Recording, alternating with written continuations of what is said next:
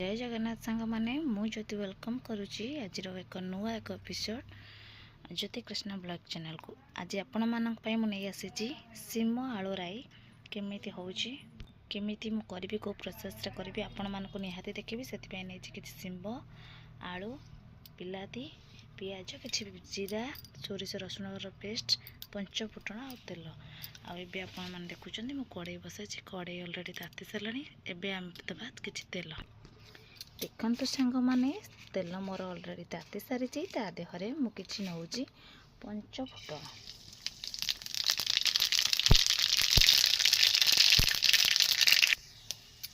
फुटण मोर फुटी गला परे मु ता देहरे पकाइछि किछि पियाज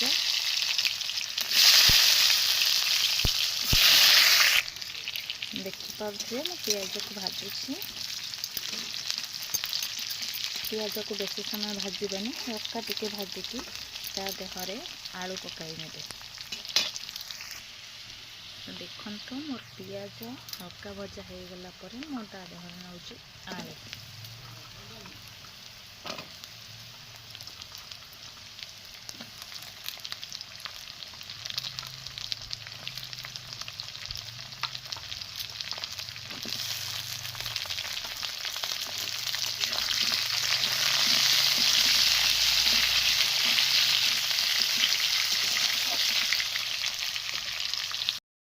आलू को भाजी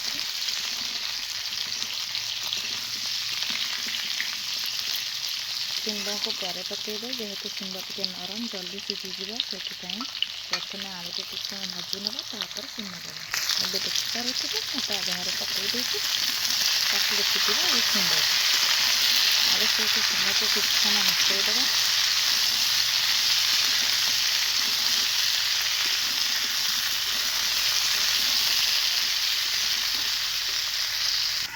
आलू सहित सिम को मिसैला मुझे घोड़ाई देती ताकि घोड़ाइवा द्वारा कुछ समय पर आपण ताको काढ़ी ने देखिपारे सी बहुत जल्दी किसी मात्रा सीझीज देखते काढ़ी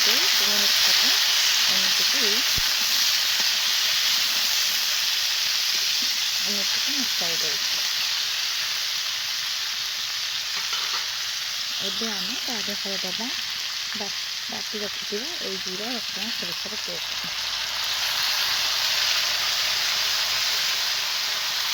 भल कर मिसाई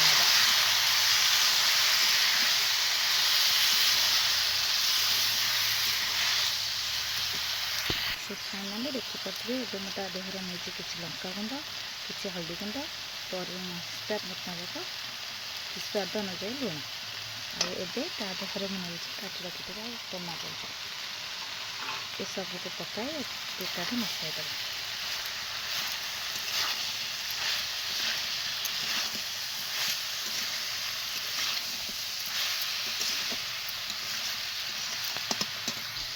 देखिपे मोर ये सिंब आलू राई केते सुंदर देखा आपण मान भी थे एमती ट्राए करूँ कहतु केमती लगुच निहाती कमेंट बॉक्स रे जनइबे आपण मानक सिम आलू राई भल लगे कि नहीं। जदि आपण मानक मोर वीडियो भल लगुए सो फ्रेंड निश्चिंत मो चैनल को सब्सक्राइब करेंगे लाइक कमेंट शेयर करेंगे जहाँफल कि आपण मान पाखे एमती नुआ नुआ वीडियो पहुँच पार। तो देखो आपको एमती कषा द्वारा ये किसी मात्रा सीझी जाए देदेबा परिमाण मुताबिक पानी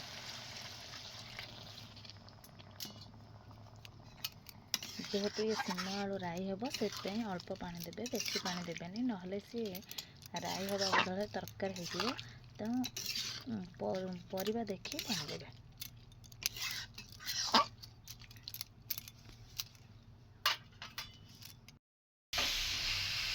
आपण मैंने देखुं मोर ऑलरेडी सिम राई हो जाइए आ केते सुंदर भी देखा जाउछि।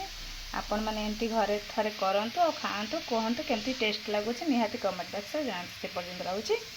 जय जगन्नाथ नमस्कार। ओए स्टार्ट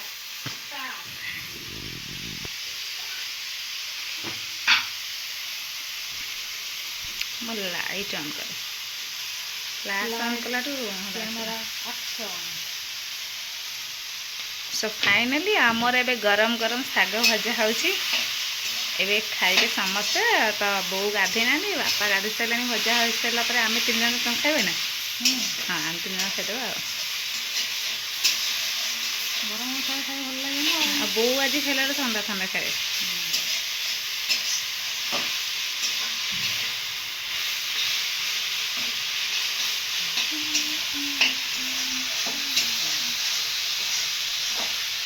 ଏ ପିତା ଶାଗ ରାଇତା ହୁଏ।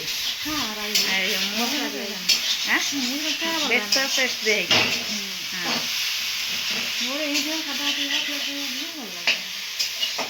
ସେମାନେ କେମିତି ଖାଉଛନ୍ତି କରି ତାଙ୍କର କରନି।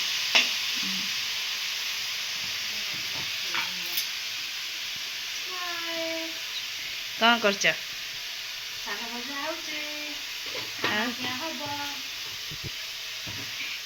ମୁଁ ମାମିନା କହିଲି, ମୁଁ କହିଲି ମୋ ଭିଡ଼ିଓରେ କେହି ଆସୁନାହାନ୍ତି, କେବଳ ପିଙ୍କି ଟିକେ ଆସୁଛନ୍ତି। ଆଉ ମୋ ବାପା ବୋଉ କାହାକୁ ଆଣିନି, କାଳେ କି ଏପଟ ସେପଟ କରି। ହଁ